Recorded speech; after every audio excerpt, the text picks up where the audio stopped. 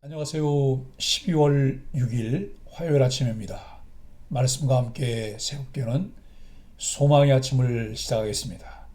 데보라 스미스 피기에는 스스로 겸손하며 하나님의 뜻에 복종하는 사람은 염려하거나 두려워할 것이 전혀 없다라고 이야기합니다. 누가복음 1장 39절로 56절까지 말씀을 본문으로 하여 구세주를 품고 드리는 구원의 찬가라고 하는 주제로 함께 은혜를 나누기를 원합니다. 마리아가 유대에 있는 엘리사벳을 찾아가 문안하니 엘리사벳이 성령으로 충만해 마리아와 태중의 아이를 축복합니다. 마리아는 자신의 비천함을 돌아보신 주님을 찬양하며 능하신 이가 자신에게 큰 일을 행하셨다고 고백합니다. 마리아는 엘리사벳과 석 달쯤 함께 지내다가 집으로 돌아갑니다.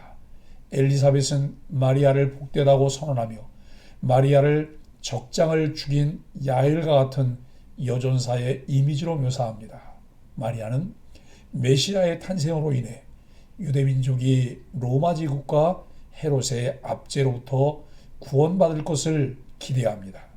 유대인들은 군사력으로 정치적 해방을 가져오는 메시아를 기대했기에 유대인인 마리아의 기대는 자연스러운 것이었습니다. 마리아의 찬가는 문맥과 역사적 배경을 무시하고 읽으면 마치 유대인들 중에 있는 가난한 자와 부자들을 대조시키고 생산수단이 없는 빈민들의 해방을 노래하는 것으로 오해될 수 있습니다. 그러나 이스라엘 부자와 대조하고 아브라함 언약을 언급하는 문맥과 로마 제국이 임명한 에돔 사람인 헤롯이 유대인들을 압제한 당시 상황을 고려한다면 마리아의 소망은 메시아를 통한 민족의 해방이었다고 볼 수 있습니다. 메시아 예수님은 이러한 기대를 품고 있던 유대인들에게 오셨으나 군사력을 사용하지 않으셨고 정치적 해방을 가져오지도 않으셨습니다. 정치적 해방의 기대 속에서 예수님을 따르던 제자들은 온 세상을 사탄으로부터 구원하시는 더 큰 해방을 전하는 증인들로 거듭나야 했습니다. 그러한 기대를 가졌던 마리아도 마침내 예수님이 가져오신 더 큰 해방을 깨닫게 될 것입니다. 그러나 하나님은 억압받는 민족과 가난한 백성을 외면하지 않으셨고 메시아 예수님은 억압받는 민족과 소외된 백성에게 찾아오시어 그들의 목자가 되어주셨습니다. 또 그들과 함께 고난당하셨고 그들을 위해 죽임을 당하셨습니다. 순환당하는 민족을 향한 사랑은 인류에 대한 박해로 승화되어야 하지만 구속사 속에서 외면되지 않고 가치 있게 사용되었습니다. 살면서 인간관계에 금이 가는 경우가 있습니다. 바로 당사자 간의 약속이 지켜지지 않을 때입니다. 사람이 그러면 안 되지만 사람이라 그럽니다. 그러나 하나님은 약속의 하나님이십니다. 하나님은 우리에게 주신 약속들을 반드시 이루어 주십니다. 하나님은 마리아에게 주신 약속을 보증하기 위해 확실한 증거를 보여주셨습니다. 39절로 45절은 비천한 자를 돌아보시는 하나님을 말씀합니다. 다른 기적의 증거를 보고 싶었던 마리아는 사가랴의 집을 방문해 엘리사벳에게 문안합니다. 마리아의 인사를 들은 엘리사벳은 두 가지 모습으로 약속에 대한 확증을 보여줍니다. 엘리사벳의 복중에서 아이가 뛰놀았고 그녀는 성령의 충만함을 받아 대답합니다.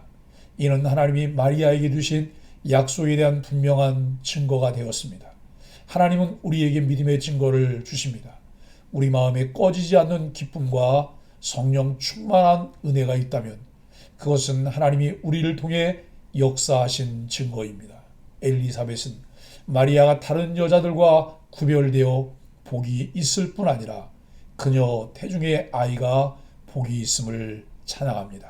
또 엘리사벳은 마리아가 구세주를 낳을 것을 알고 그런 사람 앞에 자신이 서 있는 것만으로 경외감이 들어 매우 놀라워합니다. 그러면서 복중의 아이가 기쁨으로 뛰놀았다고 증거하고 하나님의 약속을 그대로 믿고 겸손하게 순종하는 마리아에게 복이 있음을 찬양합니다. 그녀 역시 하나님이 약속하신 말씀이 성취될 것을 기대합니다. 겸손한 믿음은 축복을 가져옵니다. 46절로 56절은 약속을 신실하게 이루신 하나님입니다. 마리아가 하나님께 영광을 돌리며 기뻐하는 이유는 하나님이 그녀의 비천한 상황을 돌아보셨고 장차 그녀에게서 태어날 아들로 인해 모든 시대의 사람들이 복을 얻을 것이기 때문입니다. 곧 모든 사람이 마리아가 누구이며 그녀가 어떤 복을 받았는지 알게 될 것입니다. 그러나 이 일은 마리아의 특별함이 아니라 전능하신 하나님의 능력으로 일어난 위대한 역사입니다. 이에 마리아는 하나님을 찬양합니다. 우리에게 십자가의 은혜로 적의 수치를 가려주시고 깊고 넓은 사랑을 베푸신 거룩하신 하나님을 찬양하십시오. 마리아는 계속 하나님의 위대한 역사를 찬양합니다. 하나님은 권세자들을 흩으시고 그들이 가진 정치적 권력과 지위를 빼앗으십니다. 반면 비천한 자들은 사랑으로 돌보시고 그들을 높여 새로운 자리에 앉히십니다.